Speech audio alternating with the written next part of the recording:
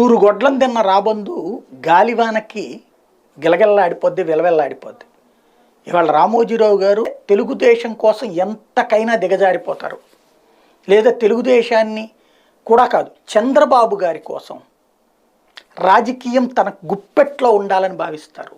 అదే సందర్భంలో ఎన్టీ రామారావు చివరికి ఇదే పేపర్లలో వచ్చే వార్తలు చూసి మానసికంగా నలిగిపోయి చనిపోయాడే అంటే మన మాట వినకపోతే చంపేస్తామా, అంతటి మానసిక వ్యధకు గురి చేస్తామా? ఆ తర్వాత నరేంద్ర మోడీ అయినా దొంగే, లేకపోతే కనుక జగన్మోహన్ రెడ్డి అయినా దొంగే, రాజశేఖర రెడ్డి అయినా దొంగే. ఒక్క చంద్రబాబు తప్పించి అందరూ దొంగలే, బాబు ఒక్కడే దేవుడు. ఇదే రాష్ట్ర ప్రజలకు మనం చెప్పేది. అదే సందర్భంలో ఒక ప్రజారాజ్యాన్ని ఎంతగా అవమానించారు, ఎంత వేటాడారు. ఒక జనసేన తెలుగుదేశం నుంచి యువతలకు రాగానే ఎలా వేటాడారు. భారతీయ జనతా పార్టీ ఎప్పుడైతే చంద్రబాబుతో విభేదించిందో అప్పుడు ఎలా వేటాడారు. అంటే రాజకీయం మా చెప్పు చేతలో ఉండాలి, జనం మెదళ్ళు మా చెప్పు చేతలో ఉండాలి, ఎదుటివాడు మాకు పోటీ ఉంటే తొక్కి పాడేస్తాం అనేటువంటి వ్యవహార శైలి. ప్రజాస్వామ్యం అంటే అదే.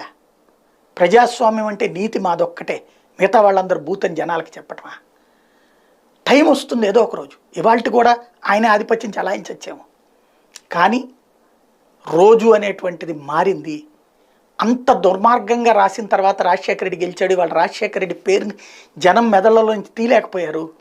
జగన్మోహన్ రెడ్డి గెలిచాడు భారీ మెజార్టీతో, రికార్డు మళ్ళీ తర్వాత భవిష్యత్తులో ఎవరన్నా తిరగరాయగలరో లేదో అన్నంత స్థాయిలో.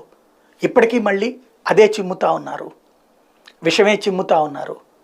పాలన గురించిన విమర్శలు చేయొచ్చు. ప్రత్యర్థి రాజకీయ పార్టీ ప్రెస్ నోట్ల కంటే దారుణంగా రాయగలిగేటువంటి జర్నలిజం వైపు ఇవాళ రోజున ఏ ఒక్కళ్ళు సింపతి చూపెట్టట్లేదు. భయంతోనో భక్తితోనో మనకి అండగా నిలబెట్టుకోవడం వేరు. ప్రేమతో మన వెనకాల ఉండాలి జనం. ప్రేమ కాదు ప్రస్తుతం ఉన్నది మిగతా పార్టీల దగ్గర, ఇంక్లూడింగ్ తెలుగుదేశం దగ్గర. ఎందుకు ఆయనతో వచ్చిన గొడవ, ఎన్టీఆర్ని లేపేసిన వాళ్ళు అనే ఫీలింగ్. భవిష్యత్